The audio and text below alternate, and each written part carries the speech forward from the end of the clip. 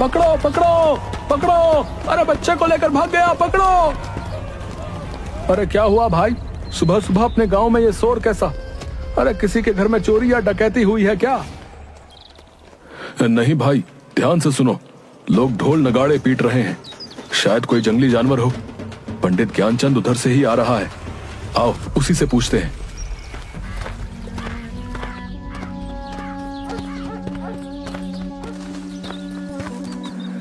पंडित जी, ये कैसा शोर है? कोई जानवर गांव में घुस गया है क्या? अरे नहीं भाई, आज गांव से फिर एक बच्चा कोई जानवर पकड़कर जंगल में ले गया। हे भगवान, अब तो हमारे बच्चे अपने गांव में भी सुरक्षित नहीं हैं। पता नहीं क्या होने वाला है। सुन रही हो भाग्यवान, बंकू से कहना घर में ही रहे, इधर उधर खेलने ना जाए। पता नहीं जानवरों का यह आतंक गांव से कब खत्म होगा। सरताजपुर गांव में लगभग 6 महीने से जंगली जानवरों का आतंक बना हुआ था।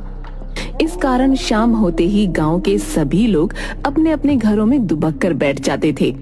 कोई भी नहीं जानता था कि कौन जानवर ऐसा कर रहा है। कोई भालू का आतंक बताता तो कोई सियार का, कोई जंगल के राजा शेर को इसका जिम्मेदार ठहराता। इसी कारण सरपंच हुकुम चंद ने चौपाल पर एक सभा बुलाई थी। प्यारे गांव वासियों, जैसा कि आप जानते हैं कि पिछले 6 महीने से रोज कोई जानवर हमारे बच्चों को जंगलों में ले जाकर मार कर खा जाता है। हम उसी पर चर्चा के लिए आज यहाँ पर एकत्रित हुए हैं। सरपंच जी, आए दिन हमारे गांव से बच्चे गायब हो रहे हैं। अगर ऐसा ही चलता रहा तो गांव के सारे बच्चे मार डाले जाएंगे। हमें कुछ ना कुछ तो करना ही होगा।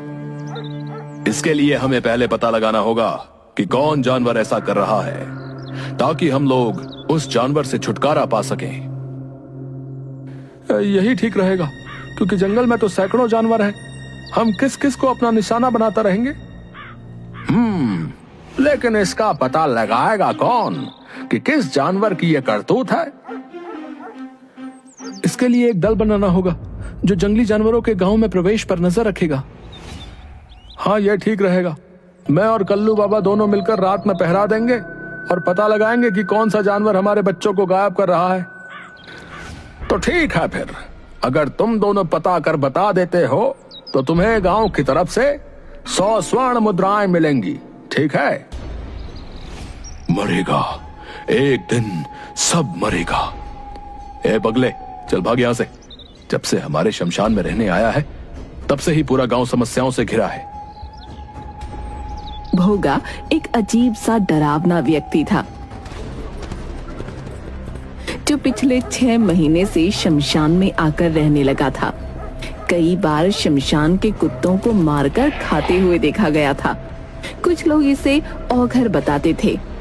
कल्लू बाबा और जग्गी रात में गांव के बाहर पेड़ के मचान पर चढ़कर पहरा दे रहे थे।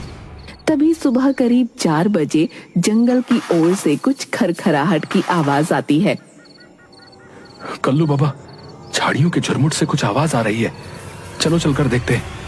हाँ चलो, तुम आगे चलो, मैं पीछे से देखता रहूंगा, ताकि पीछे से कोई जानवर तुम पर हमला नहीं कर सके। अरे कल्लू बाबा, तुम तो बाबा हो, भूत पिशाच को तो तुम अपने झोले में रखते हो। तुम आगे चलो ना, मैं तुम्हारे पीछे रहूंगा। ठीक है, लेकिन तुम पीछे मजबूती से डंडे पकड़े रहना। जैसे ही कोई आहट हो, सतर्क हो जाना। चलो आओ मेरे पीछे।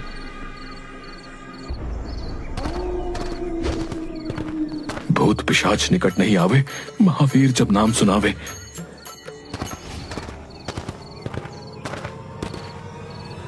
तभी जग्गी के पैरों में कुछ लताएं उलझ जाती हैं, जिन्हें निकालने के लिए जग्गी कल्लू बाबा के कंधे पर हाथ रख रोकता है। कल्लू बाबा को लगता है कि कोई भूत उसे पकड़ रहा है। वो चिल्लाते हुए भागने लगते हैं। भूत भूत भूत, बचाओ बचाओ। जग्गी तुरंत पीछे मुड़कर भागना चाहता है। तभी कल्लू बाबा बचाओ बचाओ करते हुए पीछे मुड़कर जग्गी के गले को पकड़ लेते हैं। उसकी पीठ पर चढ़ जाता है। जग्गी को लगता है कि सचमुच भूत उसकी पीठ पर चढ़ गया। वो पूरी ताकत से दौड़ पड़ता है और लताओं से उलझकर कल्लू बाबा के साथ ही गिर पड़ता है। बचाओ कल्लू बाबा बचाओ, मेरी पीठ पर भूत चढ़ा है, मर गया रे। अरे मेरे बाल बच्चों का क्या होगा?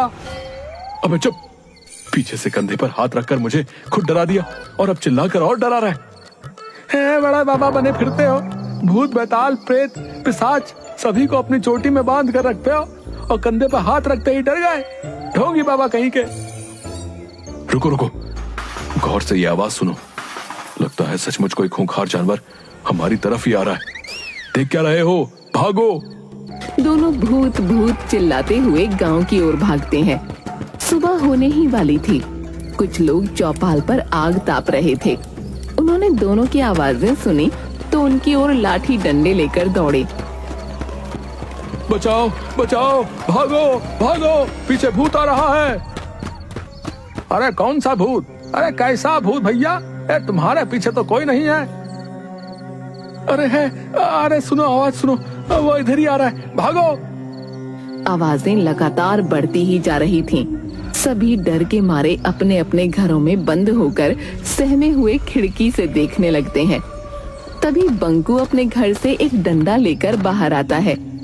बेटा घर के अंदर आजा, देखो ना जी अपना बंकू बाहर चला गया है। अरे बेटा बंकू अंदर आजा, देख बेटा सभी लोग अपने अपने घर के अंदर हैं। नहीं पिताजी, हमारे कई दोस्त गायब हो गए हैं। आज हम भी देखेंगे कि कौन है जो हमारे गांव के बच्चों को गायब कर रहा है। मरेगा, सब मरेगा। तभी उधर से जुगनू की आवाज आती है। बंकू, अरे भैंसिया का रस्सी पकड़, अरे आधे घंटे से पूरा गांव दौड़ा रहा है। बंकू भैंस की रस्सी पकड़ लेता है। भैंस के पैर के पीछे एक बाल्टी फंसी हुई थी, जिसके ईंट पत्थर से टकराने से आवाज निकल रही थी। भैंस तो मैं द्वार पर बांध कर आया था, फिर ये खुली कैसे? वो माँ ने कहा कि बाहर भैंस को ठंड लग रही होगी, उसे गौशाला में बांध दो।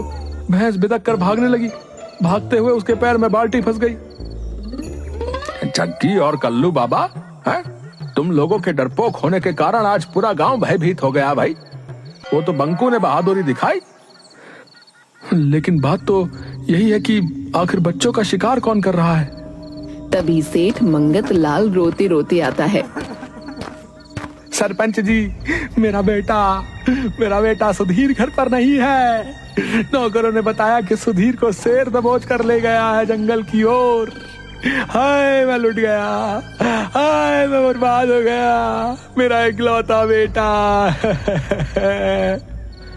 धैर्य रखो मंगत लाल, धैर्य रखो। हम सभी उसी का उपाय ढूंढने के लिए यहाँ इकट्ठा हुए हैं। सुधीर मेरा भी दोस्त था, हमें उसे ढूंढना ही होगा। बंकू घर में बिना बताए जंगल की ओर चल देता है।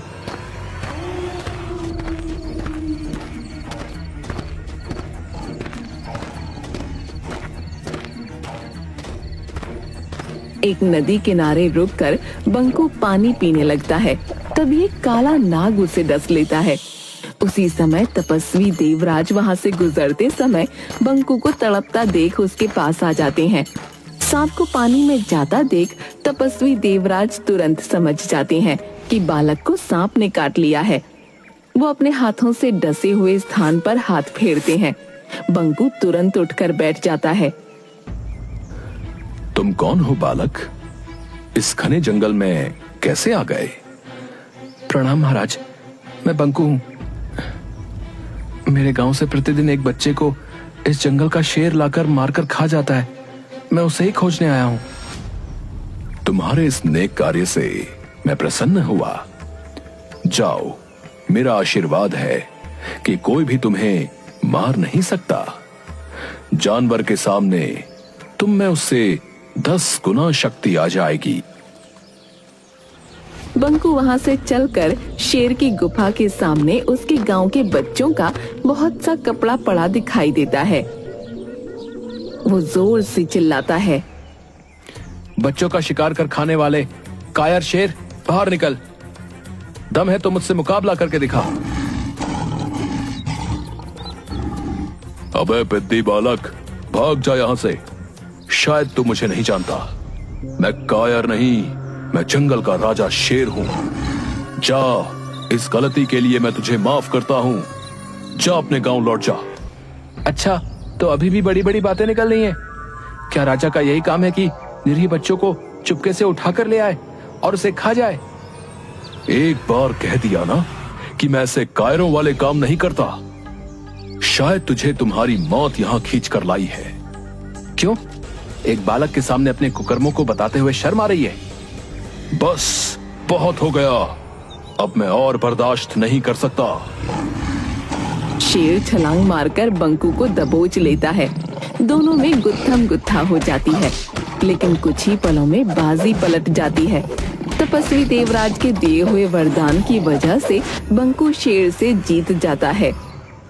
कौन हो तुम बहादुर बालक, और मुझ पर ऐसा इल्जाम क्यों लगा रहे हो? मैं सरताजपुर में रहता हूँ, जहाँ से तुम कल भी मेरे दोस्त सुधीर को दबोच कर ले आए हो, जिसका प्रमाण तुम्हारी गुफा के सामने पड़े कपड़े हैं। हाँ, इसको तो मैंने भी देखा है, पर ज्यादा ध्यान नहीं दिया। शेर तुरंत अपने गुप्तचर सियार को बुलाता है। गुप्तचर सियार, पता करो कि कौन मेरी गुफा के आगे ऐसी घटिया काम करके कपड़े फेंकता है। महाराज, ये काम किसी आदमी का है। देखिए, कोई कपड़ा फटा हुआ नहीं है, सभी कपड़े सही सलामत खोले गए हैं। जबकि अगर जानवर करता तो कपड़ों के चीथड़े होते। देख लिया, कोई हम जानवरों को फंसाने के लिए ऐसा काम कर रहा है। ठीक है, लेकिन आखिर ऐसी घिनौनी हरकत कौन कर रहा है? मैं सामने पेड़ पर से आज रात नजर रखूंगा। रात भर बंकू मचान पर जगा रहता है, लेकिन वहाँ कोई नहीं आता। करीब 4 बजे उसे नींद लग जाती है और वो सो जाता है। तभी चिड़िया की आवाज सुनकर बंकू जग जाता है। वो देखता है कि कंबल ओढ़े हुए एक आदमी सुधीर के कपड़ों को शेर की गुफा के आगे फेंक रहा है। बंकू मचान से उतरकर उस आदमी को पकड़ लेता है। भौंकता कहाँ है? जरा अपना चेहरा तो दिखा। भोगा, तुम तो गांव के सारे बच्चे तुम ही गायब कर रहे हो। मरेगा, सब मरेगा। अब कोई नहीं मरेगा, अब बस तू ही मरेगा। इतना कहकर बंकू जोर से भोगा के पेट में मुक्का मारता है, लेकिन भोगा को कुछ नहीं होता। अलबत्ता भोगा के एक मुक्के से वो बेहोश हो जाता है। समय पर शेर के आ जाने से भोगा वहाँ से भाग जाता है। उठो बालक। वो कहाँ गया? वो तो भाग गया। बंकू तपस्वी देवराज की कुटिया पर जाकर, प्रणाम महाराज। आदमखोर शेर को मार डाला तुमने? नहीं महाराज, आदमखोर शेर नहीं, आदमखोर शमशान में रहने वाला भोगा है। लेकिन आपके वरदान ने उस पर क्यों काम नहीं किया? मैंने वरदान दिया था कि जानवर के सामने तुम में उससे 10 गुना शक्ति आ जाएगी। ये आदमी पर लागू नहीं होता। उस भोगा में तो बहुत शक्ति है, उसे परास्त करना मुश्किल है। भोगा ने एक ऋषि को खाने में मांस दे दिया था। तब ऋषि ने उसे शमशान का मांस खाने का श्राप दे दिया था। उसको मारने का क्या उपाय है महाराज? वो सिर्फ बेल के पेड़ की लकड़ी से बने औजार से ही मर सकता है। लेकिन उसे मारने के तुरंत बाद 200 गज उसकी परिधि से बाहर निकलना होगा, नहीं तो सामने वाला भी मर जाएगा। बंकू बेल के पेड़ की लकड़ी को नुकीला करके भाला बना लेता है और चीते पर बैठ शमशान पहुंच जाता है।